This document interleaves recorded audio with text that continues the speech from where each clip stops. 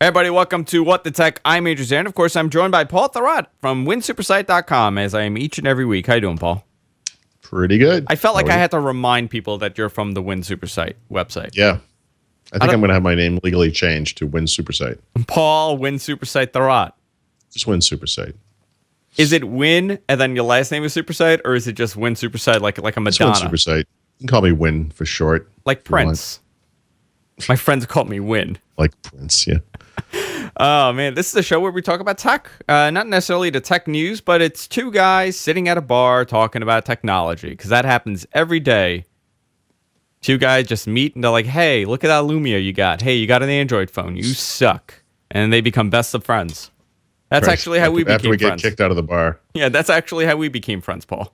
You looked at my phone, I looked at yours, and I asked you questions, and you said, I'm not responding because you got a Google phone, and it's awful. Yeah, I was like, is that a first-generation Motorola Droid? Yeah. Like, seriously? Oh, my God. That With a gold fingerprint thing on it? Yeah, that was actually the discussion. That's the phone that I had at that point. That is crazy. You remember that? Yeah. Yeah, you judged. I know you did.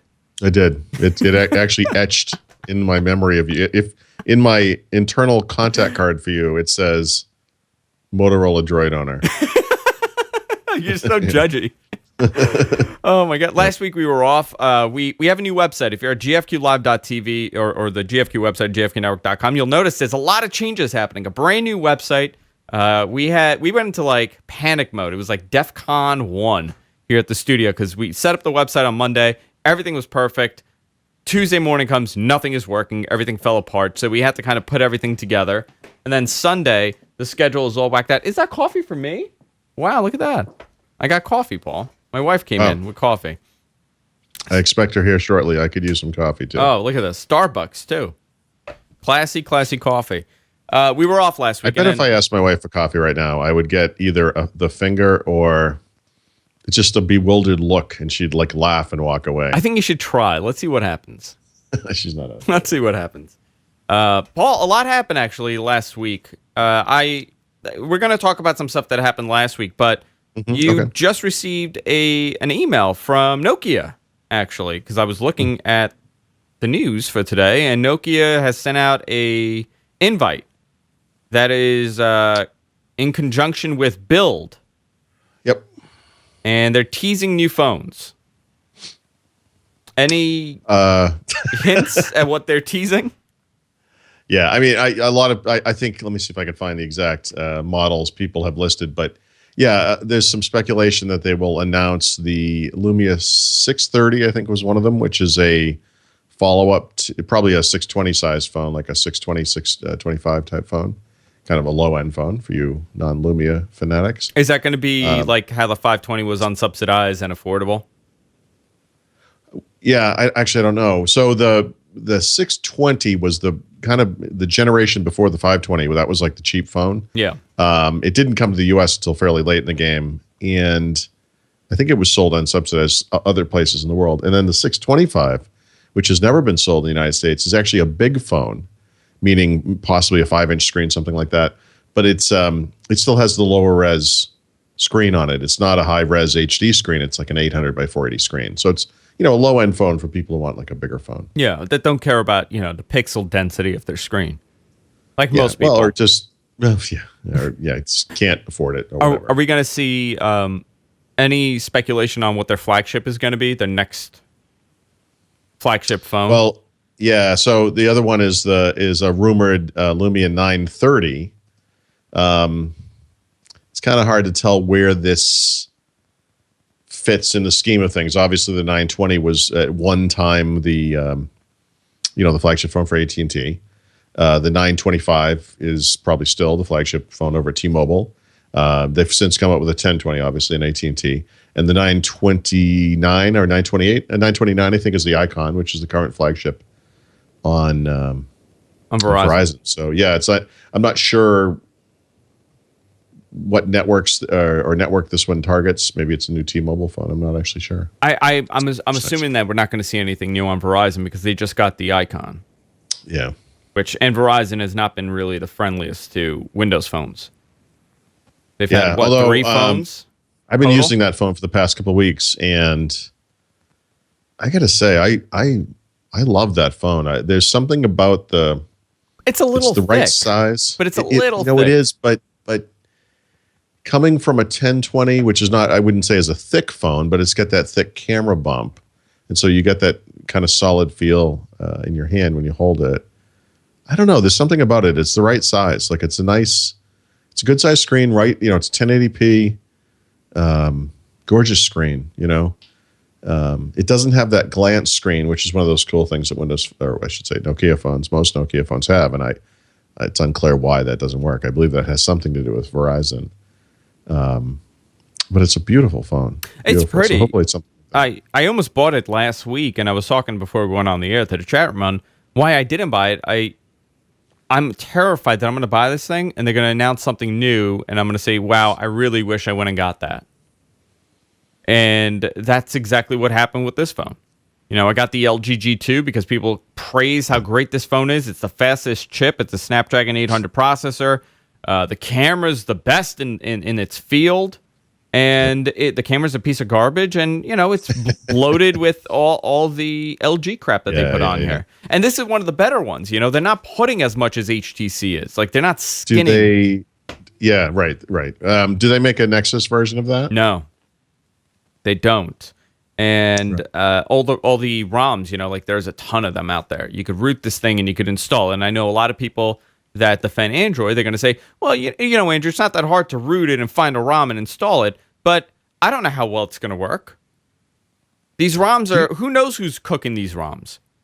Right. I've been doing that for years with Android, and you know what? Sometimes it's phenomenal, and then there's like an update to the build, and it goes to crap. I mean, that's just how it is. It's a normal guy that understands this stuff, making it at home. You're not getting the support that you would from a manufacturer.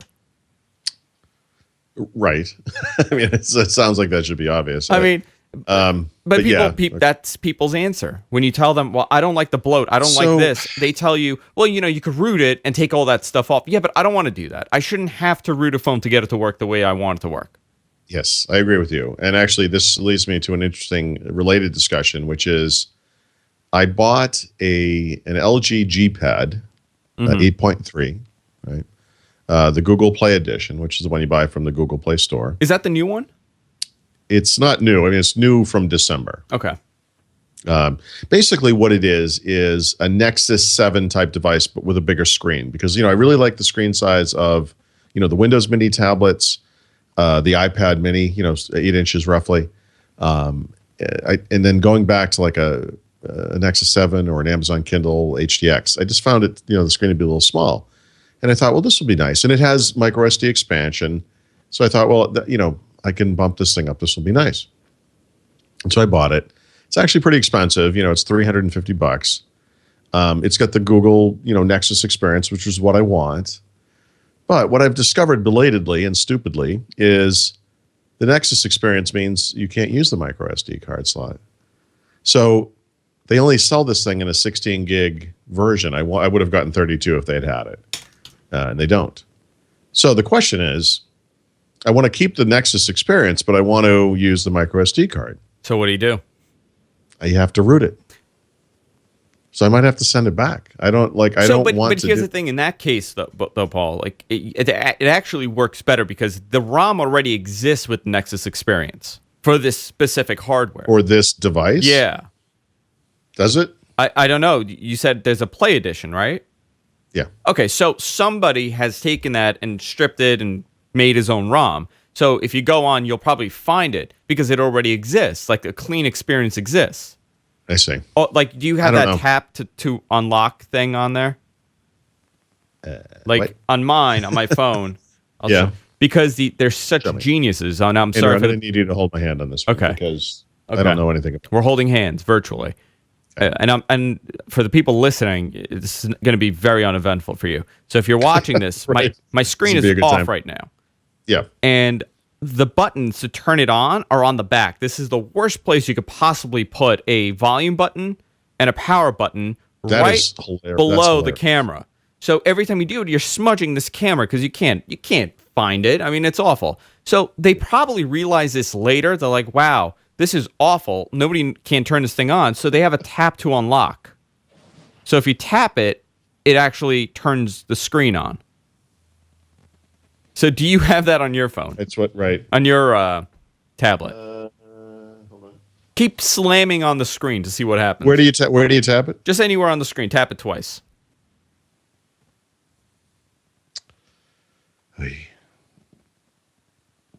No. No. I mean, that might be something they lost because it's this Nexus experience. You know what? Yeah, exactly. That's exactly what it is. Yeah. Right.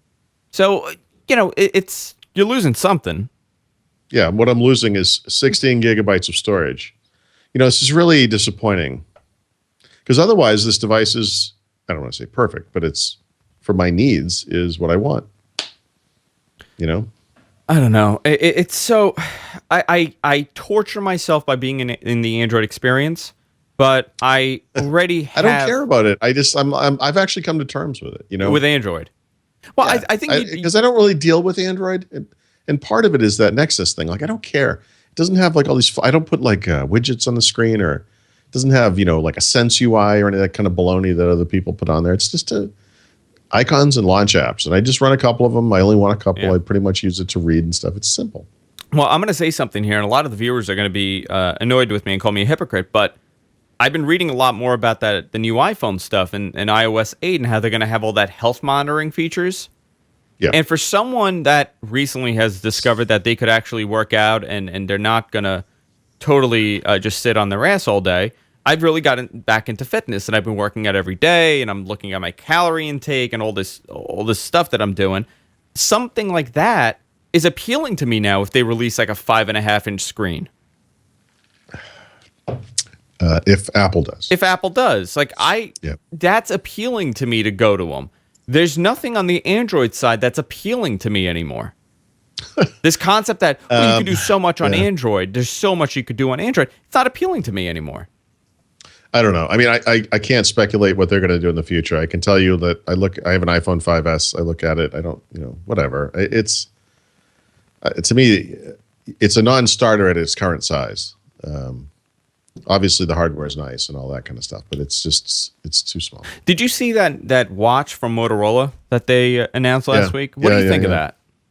I think that's the one. I think it looks okay. It's the prettiest one.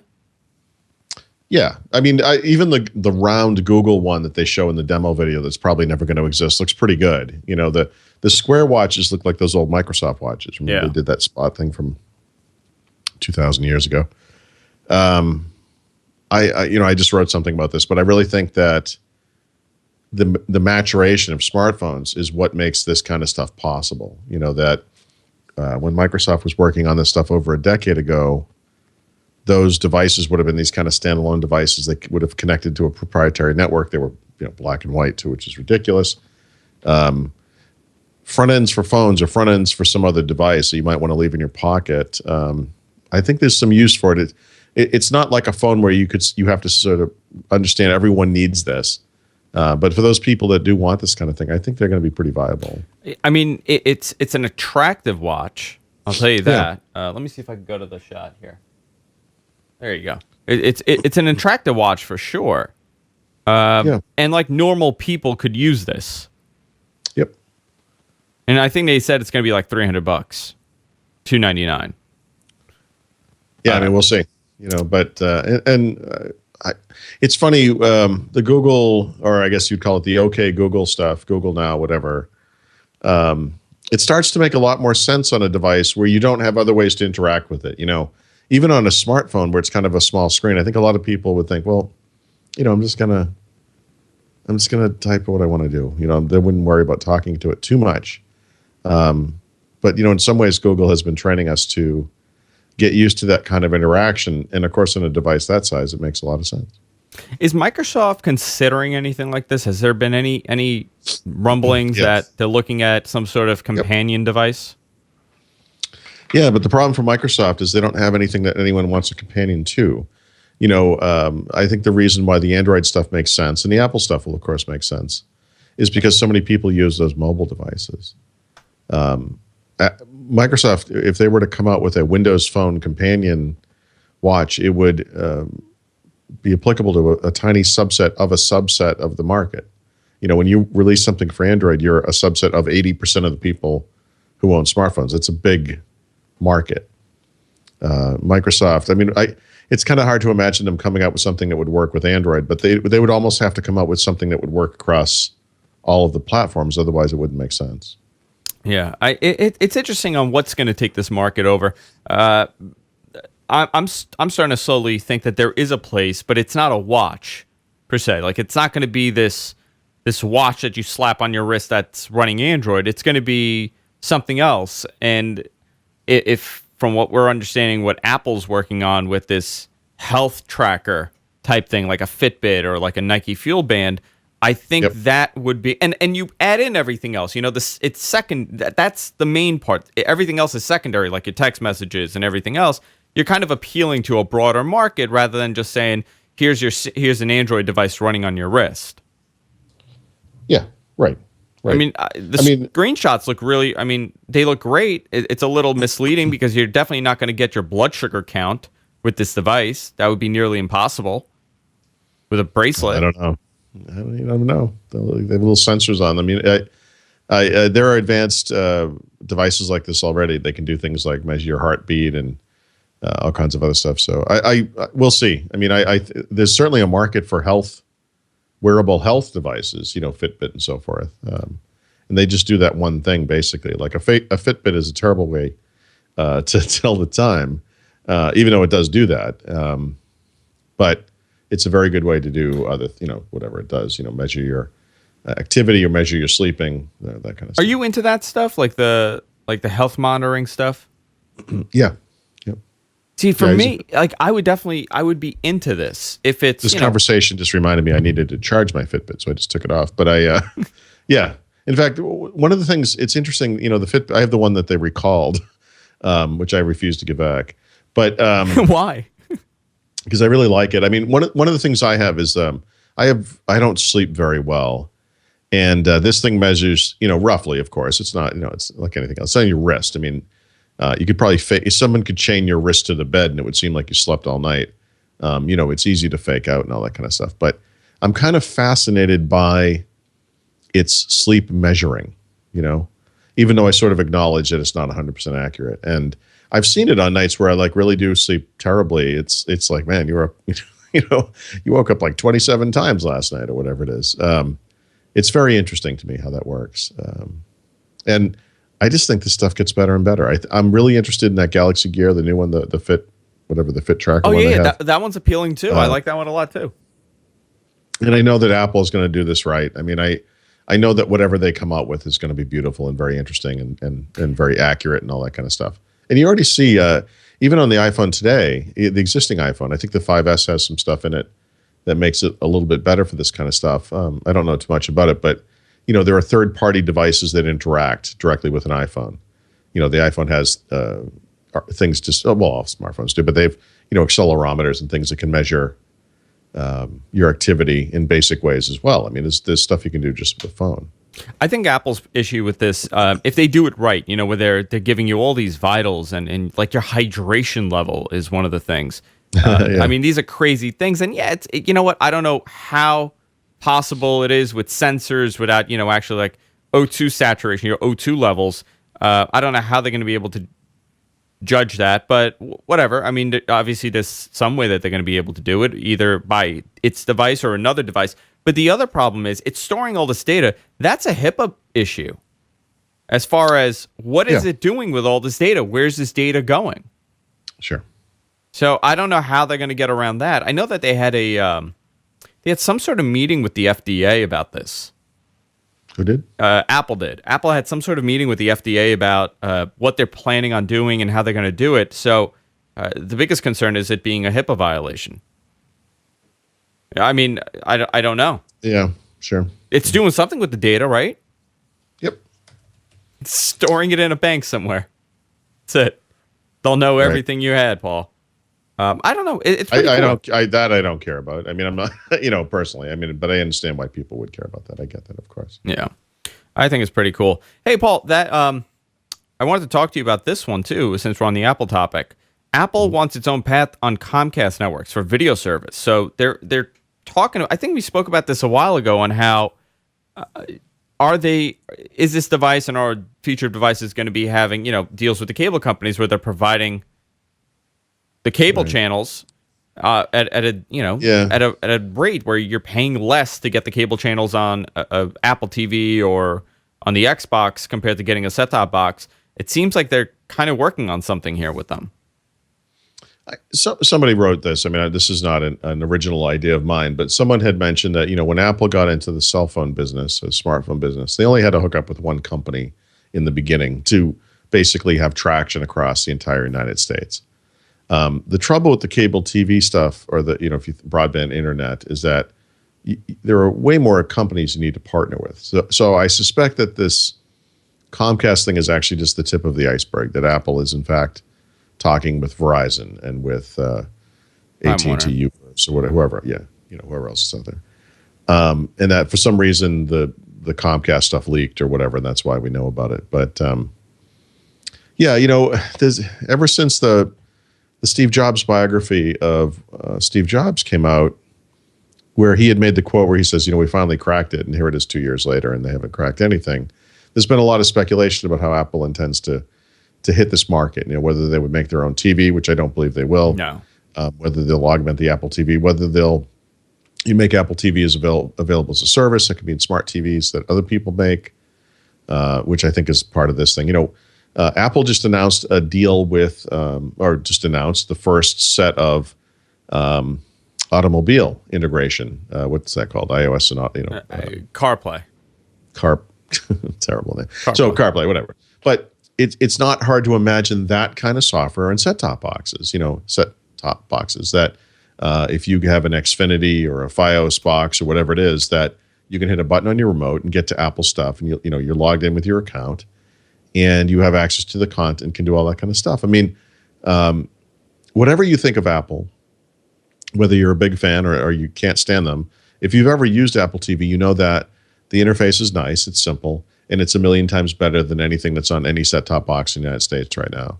And it would be such an awesome option, I would rather have access to that than their, renting and that kind of stuff. I mean, obviously you're going to have all that, whatever you have today.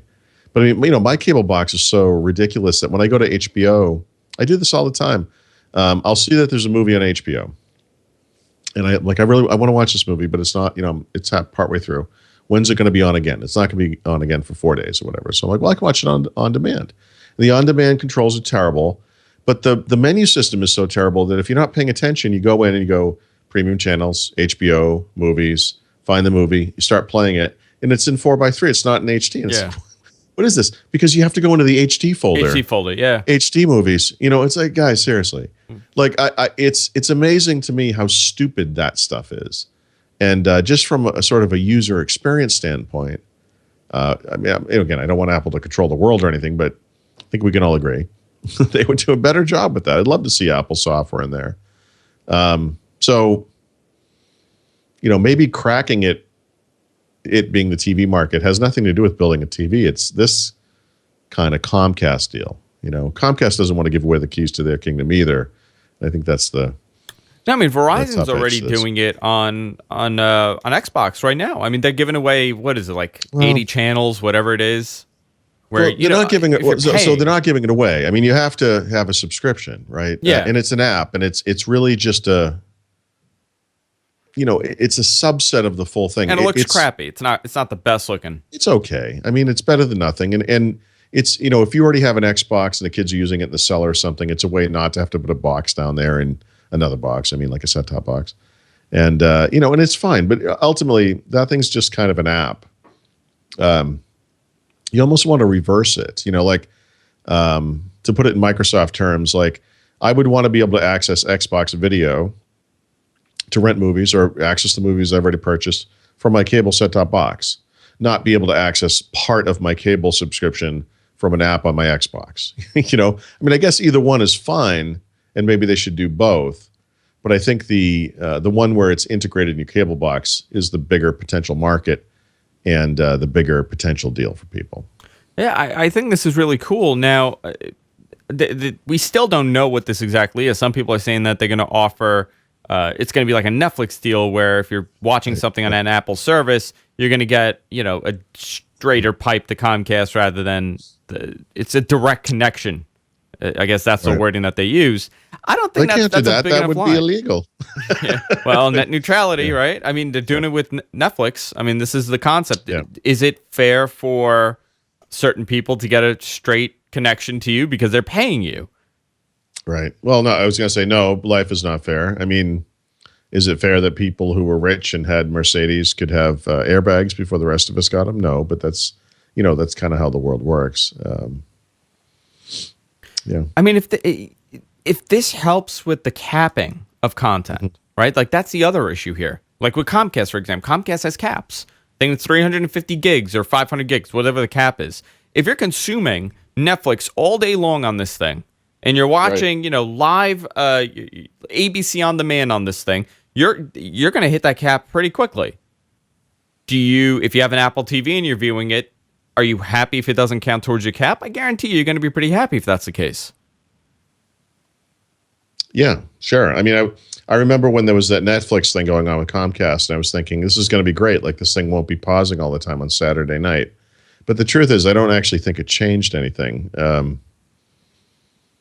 It's hard to say, I guess. But, I mean, we have issues on all kinds of things. We rented a movie from Amazon a couple of weekends ago, and I think it stopped playing about 6 or 7 times in the first 30 minutes. And it was really frustrating. And I don't know if you've ever tried to do this. You can go back to Amazon and ask them for a refund, but there's no web form for this. You have to really look for it, and you end up writing them an email. And they always write you back and say, we don't usually do this, but since you spend $1 bazillion here every year. But actually, in this case, it finally kicked in and it was fine. And for the rest of the movie, it was fine, and I forgot about it. And then on a Monday morning, I got an email from Amazon, and they said, "Hey, we saw that you had all these problems streaming this movie, so we're just going to refund it." And I thought that was, nice and unnecessary, that they kind of did it proactively. They love giving you back your money at Amazon.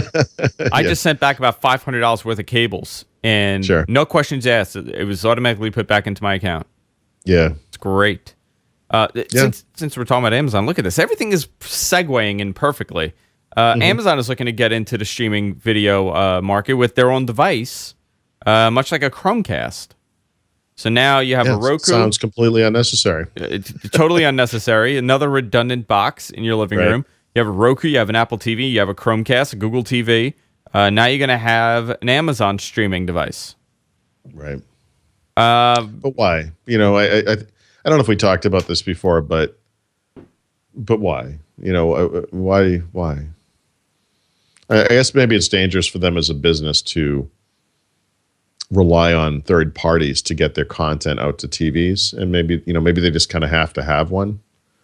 But I bet if you were to look at like Kindle, for example, I bet more people access Kindle, the service, I guess, through non-Kindle devices than they do through Kindle devices. I bet.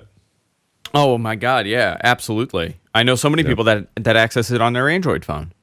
Yeah, that they use Kindle. But what do you think if they were to give this device for free? If you have a Prime membership, if you sign up for Prime, it's $100 now a month. You get this little dongle. I think that's really smart. I mean, for them, from a business sense. I mean, I still think that for me personally, I like the notion of a box that does everything. I think we talked about this the last time we talked, but I would love for Roku to have more services on it that I actually use. It doesn't have Xbox Music or Xbox Video. That would be awesome to have that all that stuff on one box. But yeah, from their perspective, that would certainly make sense, and that's a nice little form of lock-in. When the Prime subscription comes up next year, you look at it and you say, well, we got this box, and this is how we do movies now, and the kids love it, and it's another incentive to keep that service going. And gaming, that's the other thing that they're talking about, is that this is also going to have games, and they're going to debut a wireless controller for gaming. I don't know if you saw the mock-ups. It was like a prototype of this device. It looks like a cheap remote controller. So Roku did this. It went absolutely nowhere, but you can still, I don't have one here to show you, but if you've seen those Roku remotes, you can hold it this way instead of in portrait, or however you say that, kind of a landscape mode. And it looks like an old Nintendo controller a little bit when you look at it like that. It's interesting how they did that. Here's the controller. It's so funny how that looks. No. It's like a bad mock-up of the Xbox controller. Yeah, like really the old is. one. Yep. So that's kind of resembles the OnLive controller. That's what it says in the article. I just don't think there's a big market for this stuff. I just don't think that kind of gaming thing is ever going to take off. You know when it'll take up? It'll take off if it's an ecosystem that you're already invested in. Like Apple, for example. People have been downloading these apps, and they're used to downloading these apps all the time. I think in that case, it'll work. I don't know. I don't know. I feel like we've talked about this in general before, but I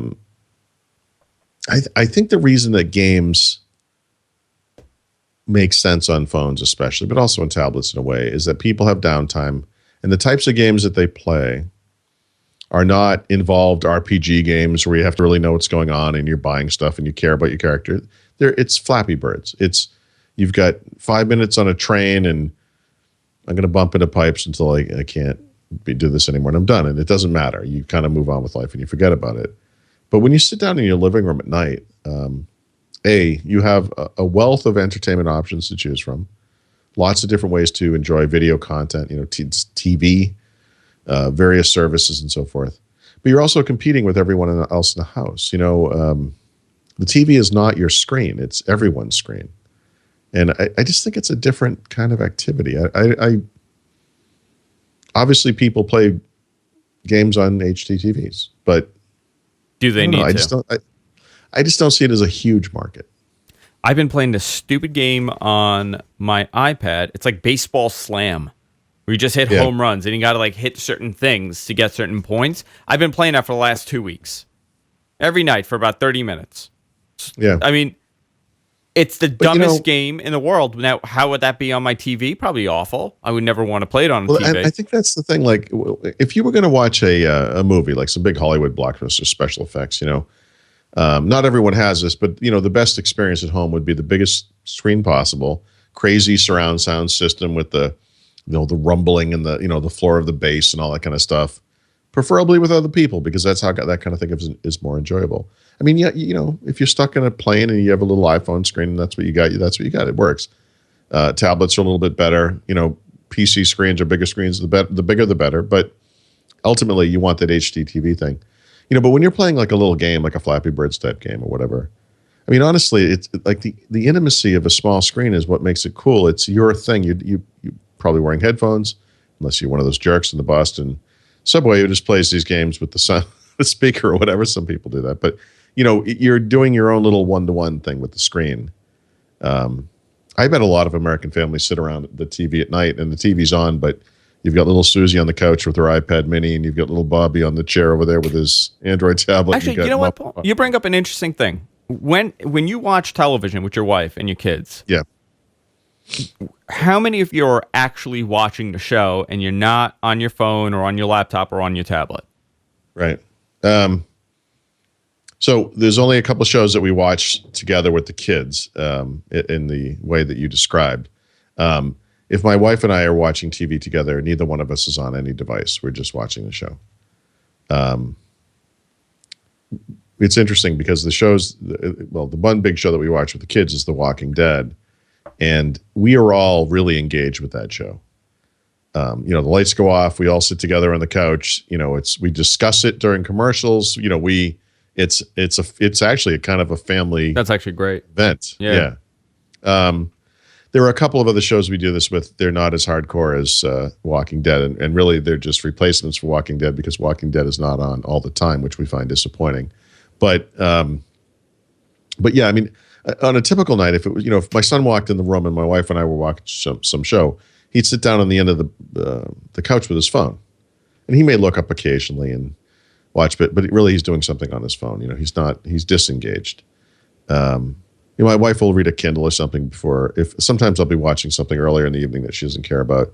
She'll read on her Kindle or something, and then whatever time, 8 o'clock comes or 9 o'clock comes, it's like, do you want to watch something? Yes. We watch House of Cards. We watch whatever shows we watch. But when we watch a show, that's what we're doing. We're not checking Facebook. We're not checking email. We're not browsing the web.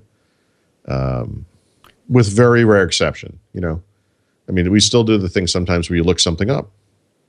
What did he just say on the show? What was that? What is that? What does that mean? You look it up. Oh, okay, that makes sense. That kind of thing. We probably only have like 2 shows where we probably have maybe like 3 shows that we don't have like another device. Like I always have my laptop and I'm working while we're watching TV because we have like 50 shows that we watch. Scandal is one of those that I actually have to pay attention. House of Cards you have to pay attention to because then you'll have no idea what's happening.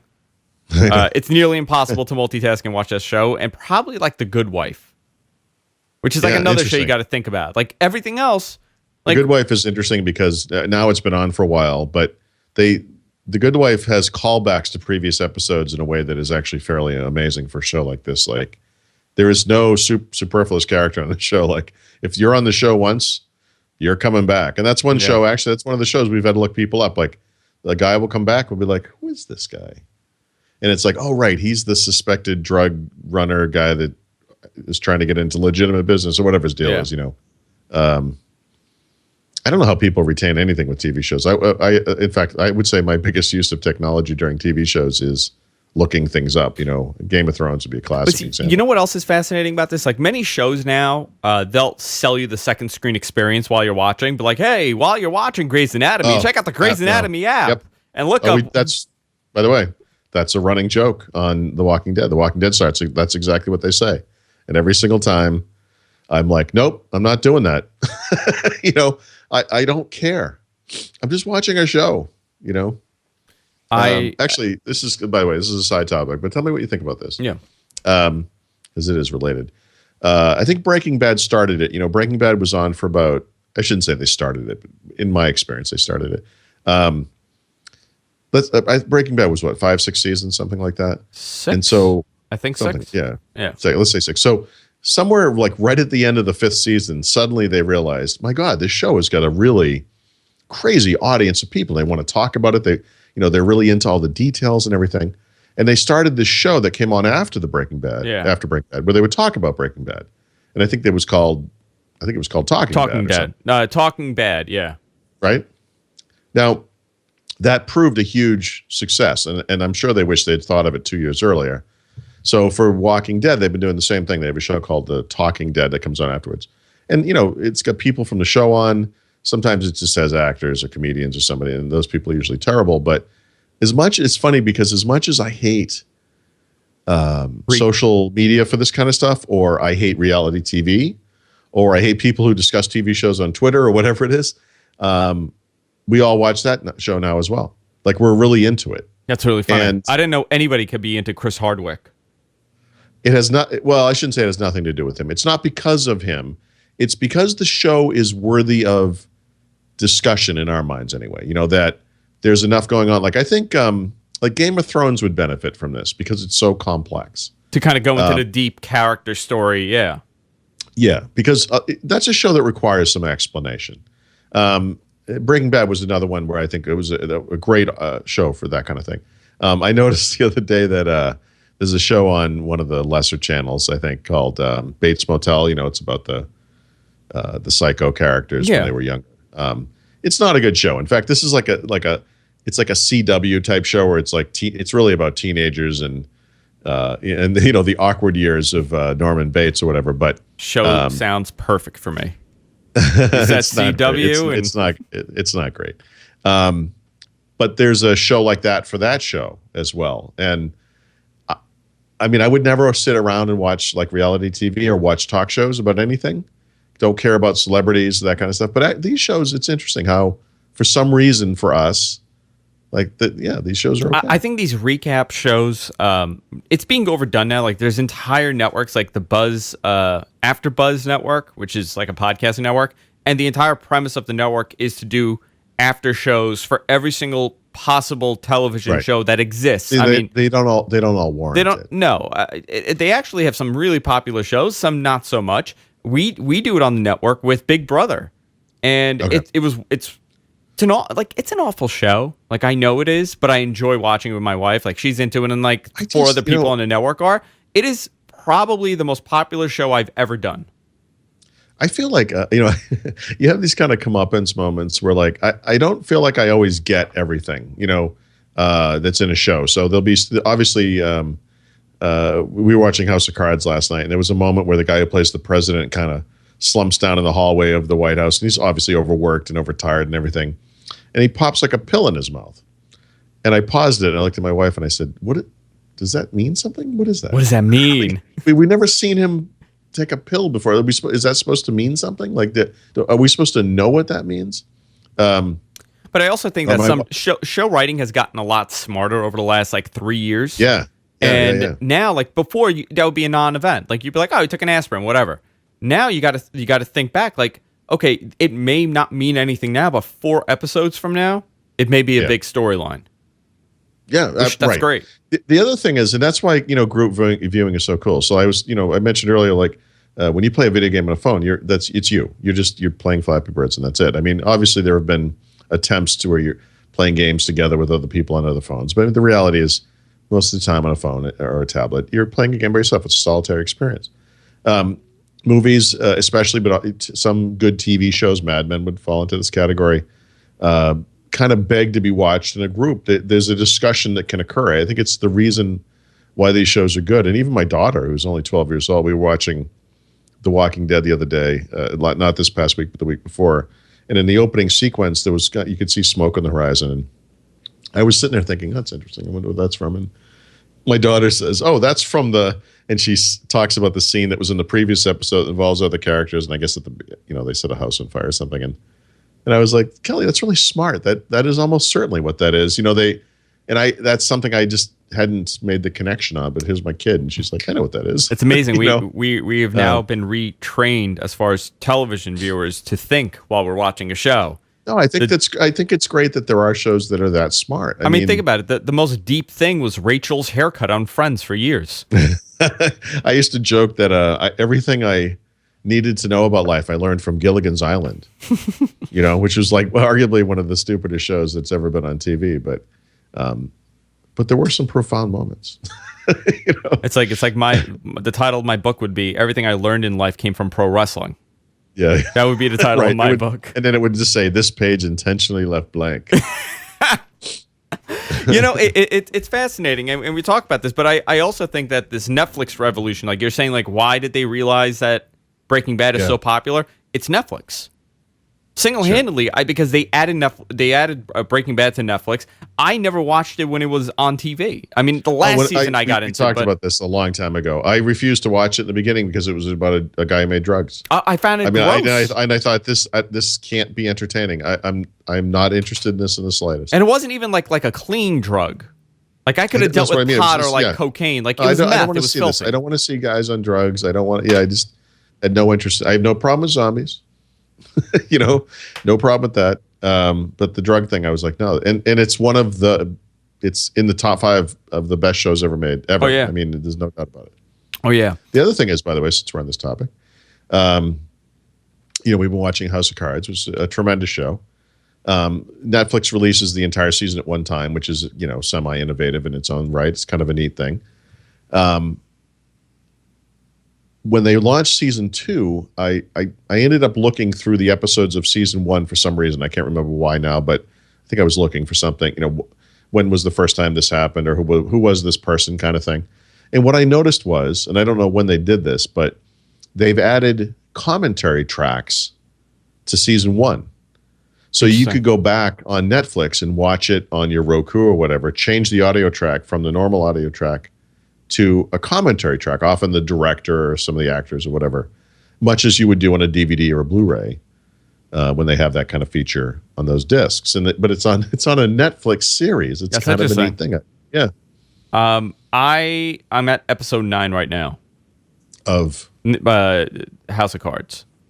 Okay, so episode 9 of season 2 or episode season 9 of season 2. Okay. And there were 12 or 13 episodes? 13. Right? See, this is my problem.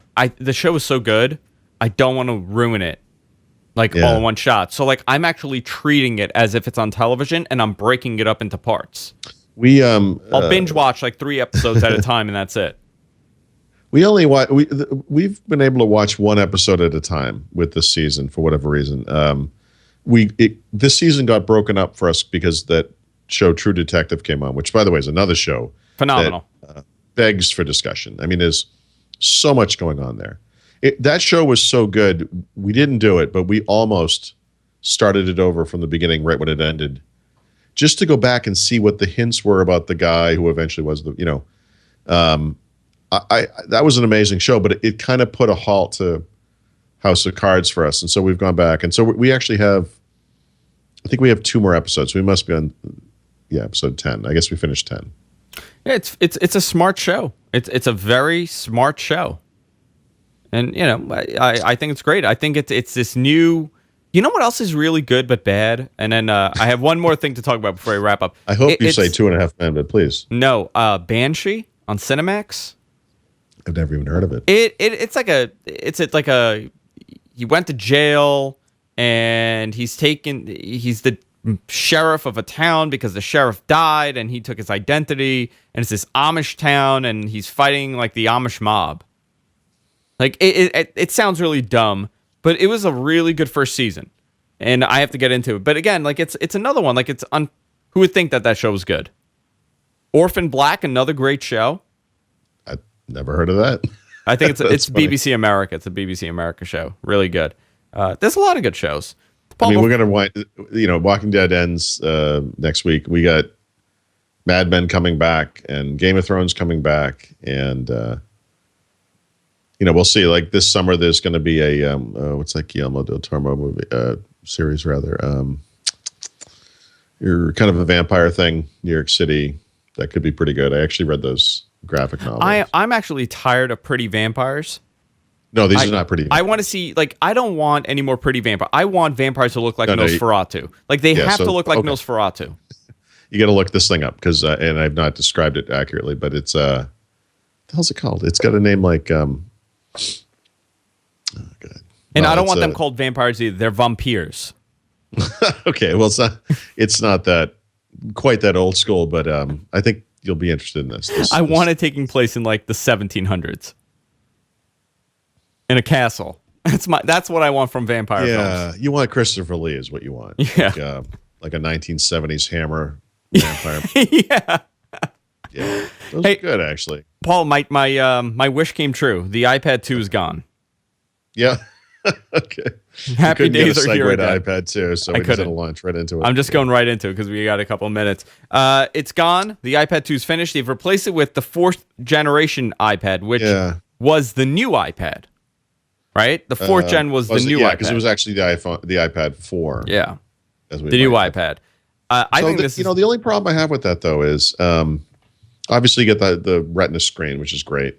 But that's a pretty hefty device. It's a big, thick, heavy device. Excuse me, for an iPad. The iPad 2 was thin and light, kind of like the iPad Air is. Bigger bezels and everything. But thin and light. I mean, I don't know. I think there's some good and some bad to this. Okay, so here's what I see happening. No more iPad numbers. We're going to get the iPad and we're going to get the iPad Air every year. You think it's just going to be $399 for the iPad, $499 for the iPad Air? Oh, that's interesting. To me, it doesn't make sense to have a previous generation device always being they had the iPad 2 for years. It didn't make sense to me. I mean, they find a place. Right. There's obviously a market for this, right? I think this is actually one of the best tablets on the market to get an iPad, the 4th generation iPad, if you don't want to spend the $499. I don't know. This is kind of a tough one because it's too bad they couldn't get. I don't know what you would call it. In the same way that they have an iPhone 5C, which is basically an iPhone 5 with a different body. It's kind of too bad there couldn't be an iPad Air that was cheaper, rather than this big kind of heavy, thick device. But sure. I mean, this is the way Apple does things. A lot of people bought that iPad 2. I know a lot of people up until a couple of months ago were buying that iPad 2. My daughter uses one all the time. I mean, it's like the old hand-me-down from, 200 years ago, whatever that thing came out. I found it fascinating. People were going into the store and buying the iPad 2, knowing that it's old. You really need to get over this. This haunts you. It does. I feel like I don't you wake up in the middle of the understand night and you're like, iPod Touch. Okay, hold on. It's okay. They don't sell it anymore. I mean, it Like baffles the me. 4th gen iPod Touch. The I should iPod buy Touch and the those. iPad 2. Nightmares. I think I'm going to buy one of each of those. I'm going to let them sit around for a while. Like I'll get them new, like it's still wrapped, like they're never opened. Then one Christmas, I'll just give both of them to you. It'll Just be to a watch your head nightmare. explode. Terrifying. It's like putting coal in my. It's like putting coal in my stockings. You'll be like, what is this like iOS 6.1.3 or what is this? Is this faux letter? I'm never going to get over it, Brian. I'm never going to get over it because I think it is a sham of a device. Oh God, I'm losing my mind. I'm telling you, Paul. You know what? It's this diet that I'm on. No, it's not. You've been ranting about this for maybe the 2.5 diet will change years. everything. Maybe it'll change everything. But I don't like it. Nobody could tell me I should. Very upset over it. All right, Paul. By the way, guys, 20 pounds lighter. I've stuck to my diet. It's week 3, and I feel great. I know people have been wanting an update. It's very important to people to hear about my diet. I have the worst friends in the world, Paul, because nobody has said to me, like, Andrew, that's unbelievable. You lost this weight. Everybody's response is, wait till you get to Vegas. It's all over. Oh, That's the automatic response from people. I don't know. You could eat well in Vegas. I mean, you don't have to eat lots. You could just eat well. Yeah, last night I had my dinner was vodka tonics. I had 4 vodka tonics and I didn't eat anything. That was my dinner, and I went to bed. It was great. I think I'm going to go for a drink now after the show, actually. Nice. I needed it after that iPad discussion. Bothered me. Hey, Paul, are you coming to New York anytime soon? Let me talk to you about that off the air. Okay. I have some, yeah. Okay. We'll do that. The short answer is almost certainly. Okay. Excellent. Also, guys, I will be at NAB next week and a half from now. So if you're at NAB on Monday, I'm going to be on the show floor walking around, and I have a couple meetings. But if you're going to be there, I'd love to say hello. Come up to me and just be like, "Hey, you're that guy that does a show with Paul." And I'll be like, "Yes, I am. I'm Leo Laporte, the tech guy." And then I'll see how they respond. They'll be like, "No, you're not." Paul, your book. Before we wrap it up, talk about that for a couple minutes. I don't know if I could squeeze a couple of minutes out of it, but I can tell you that it's basically done. I just, after announcing that it was basically done, got a ton of feedback from people. So I'm going to incorporate some fixes in it this week. So probably this coming weekend, I'll kind of wrap it up as like a 1.0 kind of a release. I mean, I'm going to keep working on it going forward. But what this means now is that we can try to get it pushed out to Amazon Kindle and Nook and whoever else. I think that the service we're going to use for this can actually publish it to a bunch of other things. And we also want to look into some kind of option for letting people get a printed version of the book. This is a kind of big deal for a certain audience. I would like it not to be the type of thing where I have to spend several $100s to have books shipped to my house and then discover nobody wants to buy them from me. But the problem with print on demand is that it's often rather expensive. So we're still examining that. But I would say that within the week. I mean, it'll be done. And That's then I great. can just move on to the next thing. I'm excited. Our Patreon campaign will most probably be starting next week. I actually have to talk to you about that, Paul. We have to record a little video. Okay. Sometime, maybe Thursday, if you're around, we could record like a little video telling people about our Patreon campaign and what they get if they fund our campaign. Because a lot of people have been asking. Already, people have been sending us donations. We've gotten like $30 worth of donations, and we don't even accept donations. So it's unbelievable that people actually care to give us some sort of money to keep doing the show the way it is. Today, as you can see, was ad-free. We're trying something new to kind of change it up a little bit. I want to see how the show flows without an ad. You know what? I kind of like it. And I'm hoping to keep it that way if we hit our goals with our Patreon campaign. So that'll be cool. Also, guys, if you want to continue supporting the show, you could do so by using our Amazon affiliate link. You could support the GFQ Network and support the show, where all the upgrades that we do here at the studio come from the money that we make from the affiliate link. So whenever you buy something, we get a tiny little portion from that sale. I think it's like 7%. If you go to gfq.co/Amazon, or you click on the little banner on top of our website at gfqnetwork.com, you could buy virtually anything you want, and we get a tiny little credit. And for the people doing it, I really appreciate it, because it's unbelievable. Some of you guys are buying some really expensive stuff, and it really goes a long way. Somebody bought like a $3,000 canoe on Amazon. And it was shocking to see that, but it was a nice little, couple bucks from that. Also, nice. Follow us on Twitter, at The Rod on Twitter. I'm at Andrew Zarian on Twitter. We have a Facebook page. What the Tech podcast on Facebook, I believe. I think that's it. If you're just on Facebook, put in What the Tech. We have a page there where we let you guys know if we're on, we're off, what time the show's on. Just give you guys information about the show. And that's it, guys. We'll see y'all next week on What the Tech. Good night, everybody.